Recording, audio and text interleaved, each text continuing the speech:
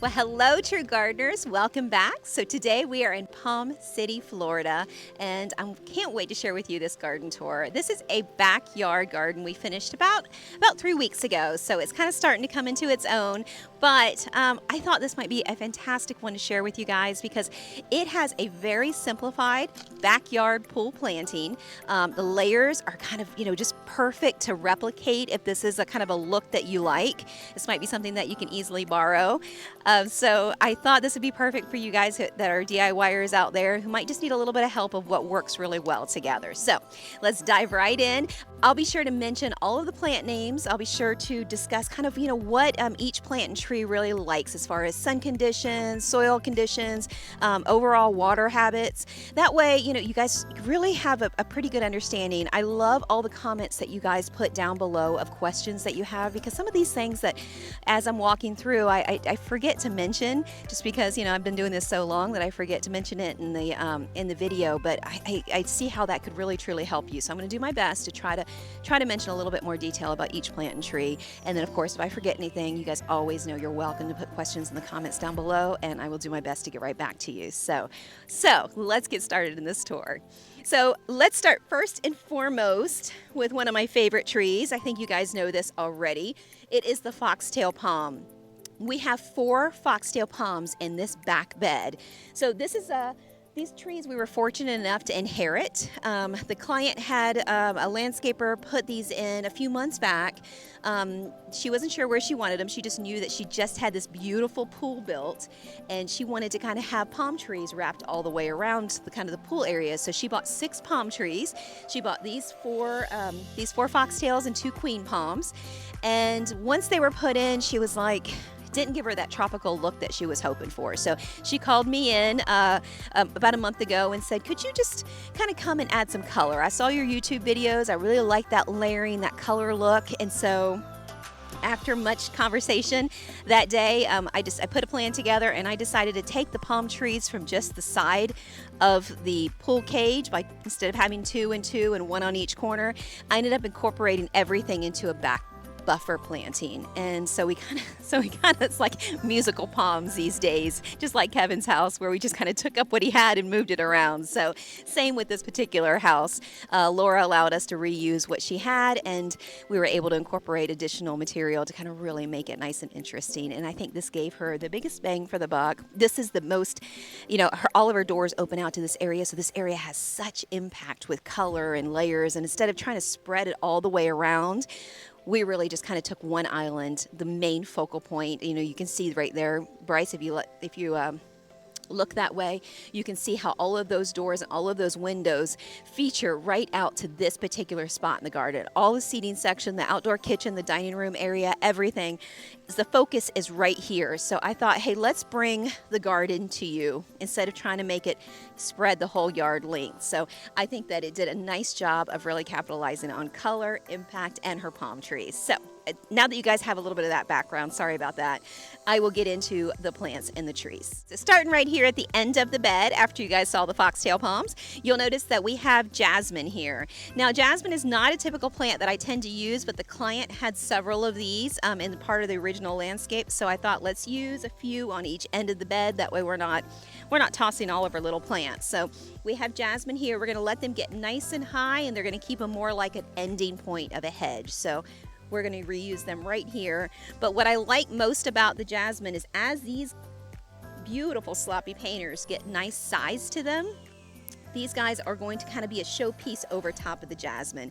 That green is going to make this variegation in yellow and green pop way more. So they're almost like the supporting character in this cast. So I'm going to let the sloppy painters get a nice size. Now you'll notice that the sloppy painters are kind of set underneath the canopy of these foxtail palms. And this is kind of what I was meaning, you guys. Putting the plants where they belong the best. They like sun, they just don't like that heavy, direct, all-day sun. So the more sun they get, the more they're going to get this variation in color. But the too much sun, then it burns them out. So We want to make sure that they're underneath the canopy, and as this tree continues to grow, this plant continues to grow, we're going to have a lot of sloppy painters underneath the row of palm coverage that we've got. So we kind of have them in the grouping of the palms. The plants that we have to the front that we're going to get to next, those are our sun lovers. Those are the things that can take the scorching full blast of sun without palm coverage like these sloppy painters do.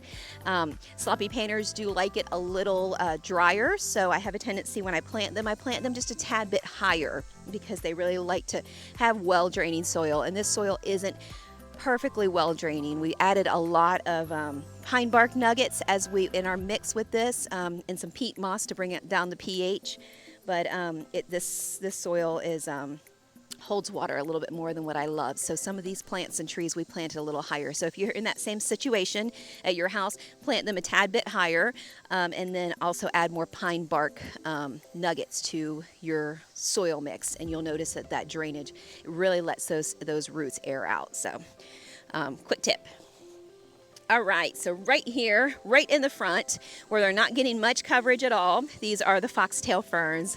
If you guys have watched my channel, you know that I like these little fuzzy friends. I use them everywhere. They're only gonna max out to around that 2.5 foot height and range here. They're gonna cluster together to give the edge of the bed softness. I've got them on this edge of the bed and that edge of the bed over there. So it's gonna do such a nice job of giving us a little green cluster on both sides, allowing for a more polished look of these mammy crotons.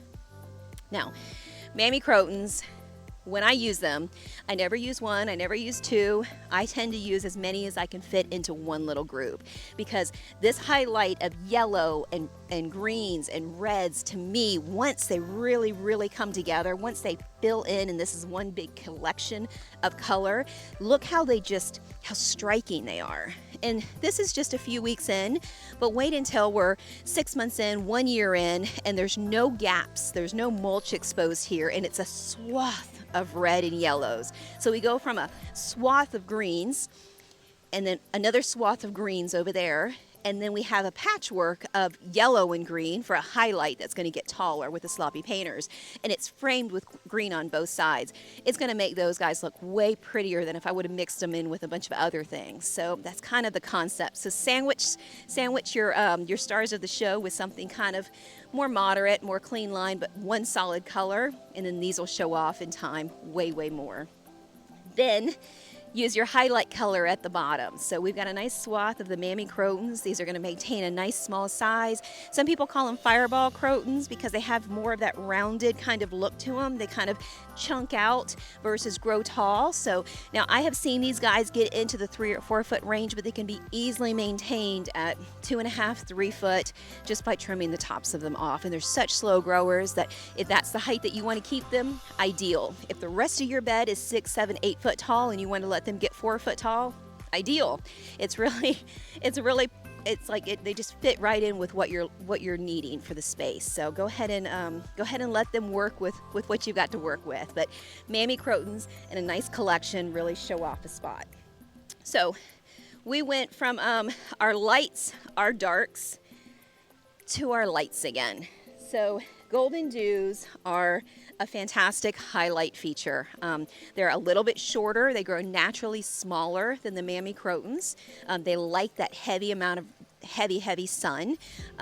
They can handle less water, they can handle more water, so they're kind of, they're pretty versatile little plants. That's why I use them so often in my gardens. The one thing you want to keep up with is you want to make sure, they can get your aphids or your mites or your white flies, so you kind of want to look during the season on those and maybe hit them with a pesticide if need be. So just kind of keep a lookout for those type of things. And I say that throughout all of my garden. Even when I'm walking through my garden, I'm looking for those little pesky bugs throughout all of my plants and trees in my garden, and that saves me in the long run. So, every couple months, just kind of walk through and take a good glimpse to see if you've got visitors that you didn't invite. So these golden dews are going to maintain at no more than 2 foot tall, so they're going to be almost like a carpet of yellow. That is their goal. And when I put them together, I usually put them together in a cluster, whether it's a cluster of 3 highlighting something or a cluster of 5 as a centerpiece of the bed, and that's kind of what these are doing. So we go from light, dark, light, And then we've got our false agaves as our centerpiece. You guys know that, or excuse me, our flanking intermediate centerpieces. So these are fantastic accents. These false agaves like it on the dry side. So these plants really can handle a really, really hot heat. And on the front side of this bed, it is steamy hot. This area gets direct sun, direct heat, and then their pool deck is white.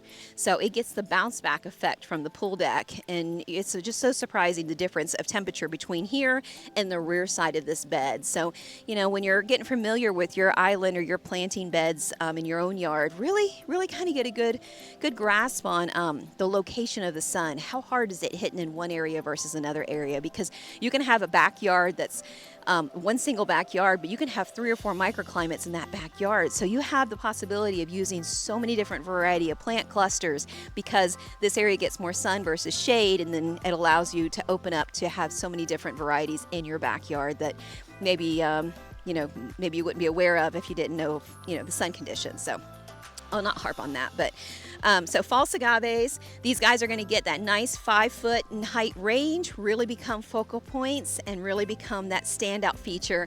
And when we're looking from inside, you'll notice that these guys are framing the inside of her waterfall and fire bowl on her pool area. And I think that it kind of needed some little oomph around those columns. So I think it's going to do a really, really good job of doing that as this grows in.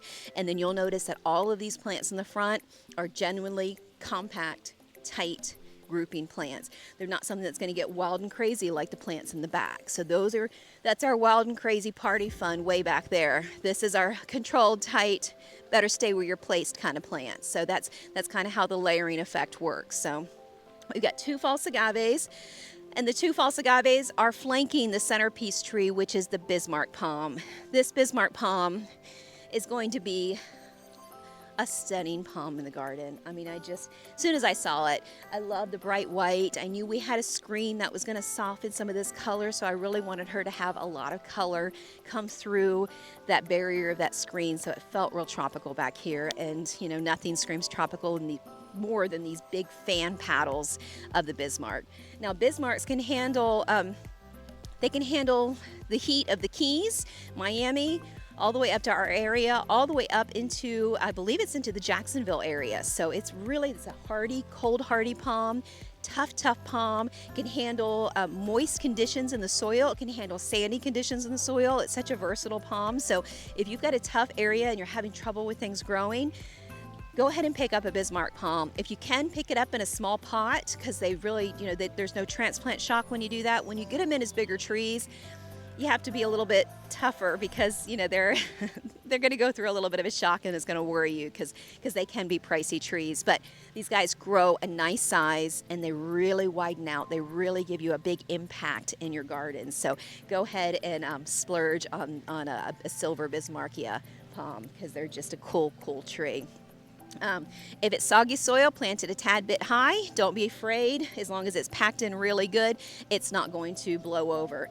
While it's young, if you want to take some of those lower fronds off so the wind doesn't catch it as hard, that's perfectly okay. It's a tough tree, so it's going to do really, really well in the garden. But these big paddles do more than just become beautiful. They offer shade to the plants down below. And this tree is just starting on its wide journey. So it's going to be very, very soon, it's going to be bigger and have broader limbs that pop out. That's really going to do a good job of helping soften the sun from all of the plants just down below it. So let me feel comfortable about putting mango crotons down below at the bottom. You guys, if you watch my tours, you know that I love mango crotons. I love that variation in color. You'll see that this one that gets a little bit more sun has a little bit of the orange tones in it. That's what's pulling out that color. And then this one over here that's a little bit more protected has more of the yellowish, and the edges are a little bit deeper and darker in color. So I just love that you get that cool squatted look. So these guys are going to easily be the perfect skirt for this bright coloring. So when I'm looking for plants, and when you guys are looking for plants, if you're trying to match the light and the darks, it's hard not those plants not to show off, because that light color and that dark color really just make each other look fabulous. So these dark tones of this is really going to show off the silver fronds of these, especially as the two grow together to become really, really happy neighbors. So I think it's going to be great. Down below, I put a blooming plant because we don't have many blooming plants, but I love the Dwarf Exoras. They're another plant that stay where you put them. Now, I know they get used a lot, you guys, in gardens. I see them, commercial contractors put them in rows of 200 in subdivisions, but don't be afraid or don't shy away, because they have a great place in the garden. And if you put them in, I usually like to curve with them because they tend to turn into a hedge. Even though that they're a blooming plant, they're more of a tight configured plant, so they can turn into a hedge. I'll pop a picture of a small hedge right next to me here, or I'll get Bryce too, and then that way you guys can see what it looks like connected. But what I do love about them is that they let whatever's behind them shine. So if this is a nice green line, imagine this is like we're working with highlighters, you know, and we're just highlighting this area with one coloration, and then we're going the opposite way and highlighting this area with another coloration, where the real showstopper is some things in the back that we're trying to bring attention to. So some of the plants, when you're shopping, not all of them need to be showstoppers. Get your tried, your true, your tough plants, your gold mound, your mammy crotons, your dwarf exoras, and then the things that are a little bit need a little bit more love, a little bit more care. Get 3 of the mango crotons just to dial into the perfect spot, and then get your lesser expensive material as your mass planting, and you're going to get a lot for the money that way. So and it's going to show off beautifully. So I hope that helps you guys borrow some of those things for your own garden. So I did, and I don't know how I forgot these, but we've got 2 triangle fan palms. These guys are fairly small. They were 25-gallon pots brought back here, but they're going to be the perfect size. Now, I could have brought these in bigger. We had the budget to bring these in bigger. Unfortunately, the trees that my client had to work with, the trees that we inherited, the foxtail palms, everything in this bed is gauged on those trees, because those trees, if I brought in, you know, trees that matched this height in this tree and then those trees, then we're not having that layered effect. Things aren't growing well together. So when you're picking up material and you're thinking, I don't have a landscape crew, I don't have a loader, I'm gonna have my 2 sons or my, some friends do a weekend planning for some pizza and beer, then, start with whatever your fundamental trees are. Those are like your columns in the garden. And if those things are, small and thin and maybe 10 foot tall at the very tippy top, then that is what your tallest scale is, and work your way from there. So your tallest scale is gonna be there, so your neighboring tree needs to be smaller. So your eye, it works with your eye. So height at the edges, drops down in the middle, has a little bit more impact whether we're doing height or we're doing width. Here it drops down, and then we have all of the larger palms framing the area, and then everything else is kind of your understory layers. So everything depends on your tallest tree. So kind of have that in place first. And sometimes I tell people, like you Becky Boots, we were just emailing back and forth, and I was letting you know, go ahead and start with that triple foxtail palm in the back corner of your yard. Go ahead and put it in the ground, and then that way you can play off of that tree itself. And even if that's your first phase and only phase for this year, get that in the ground, and then you can start working with material as you get it and work your way forward from there, because that's really what gardening is. It's never done, and I'm actually going to be back to Laura's house next week, and we're going to be doing her front yard planting. Then we might be touching up on some of the side yard things. Gardening is that way. It's catchy. You fall in love with it. You enjoy it so much. And as things really unfold and you see them come together, you want to keep doing more and more of it. So, and thank God for it, or else I wouldn't have a job. But I am I'm so happy to be doing it. And happy to be sharing it with you guys. So these guys, even though we had the budget to get bigger trees, we got smaller trees because that's what the space called for.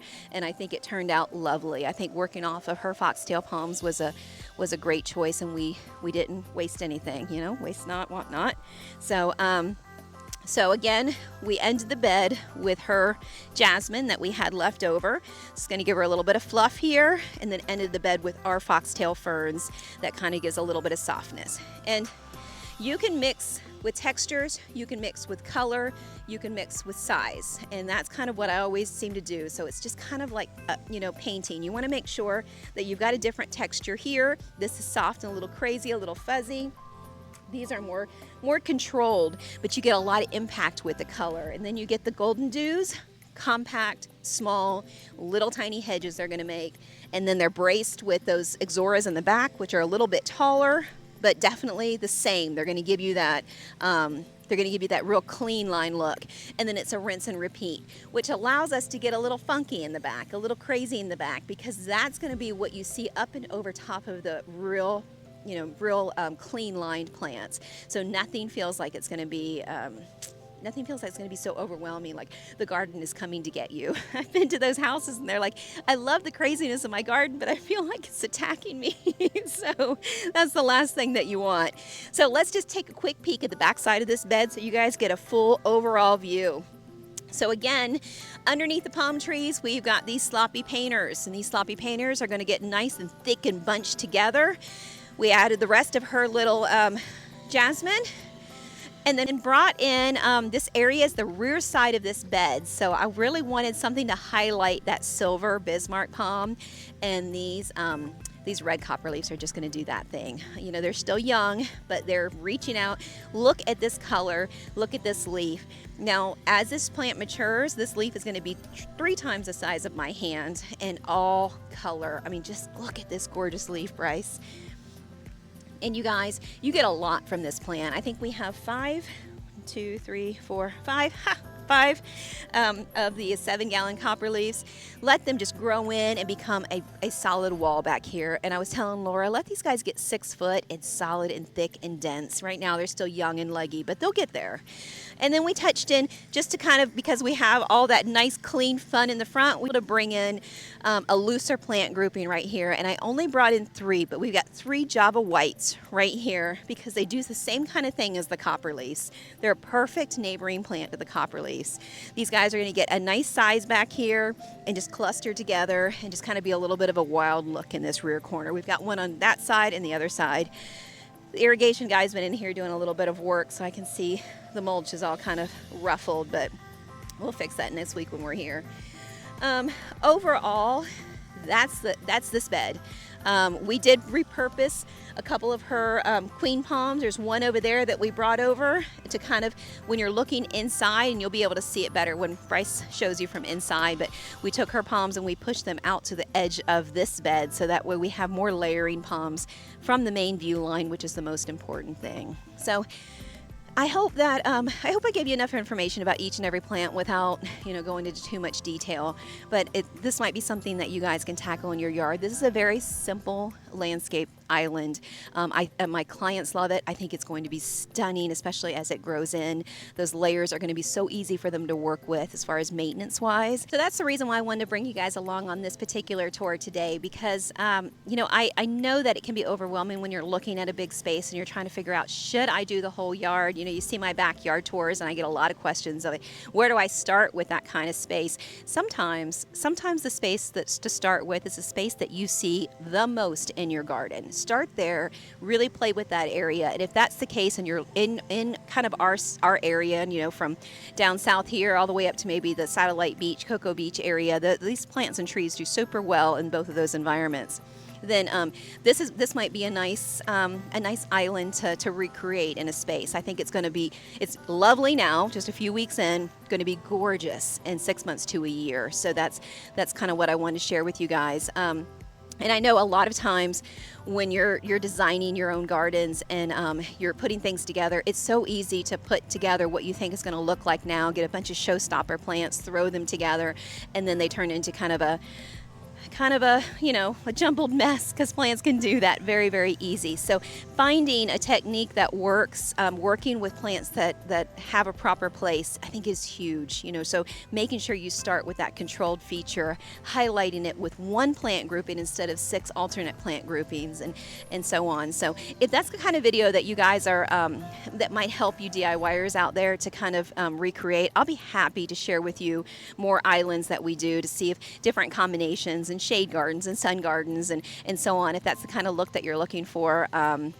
and the information that you're looking for to recreate, and you're doing research like a good gardener, then then I hope that is exactly what it gave you. I hope it gave you some information to take away, and if so, gosh, I wish there was pictures that you guys could share on comments from YouTube maybe one day. But I would love to see some of these things. And if you're going to tackle this garden or tackle this style, please leave it in the comments down below, just so I know that I did help somebody out. So, but for those of you guys who made it this far in this video, please comment true gardener, because you are a true gardener. I'm sure this is a long video and you guys are awesome.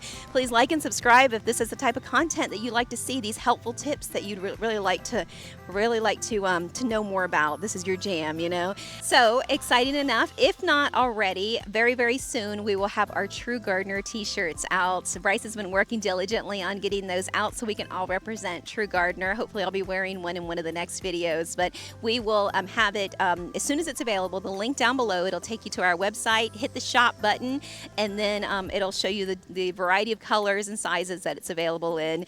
And if you did get a shirt, if you will comment that you did get one, because I'm so excited to see this spread. So thank you guys so much for your support, and this has just been such a great journey. So thank you so much. I hope you found this video helpful. See you in the next one.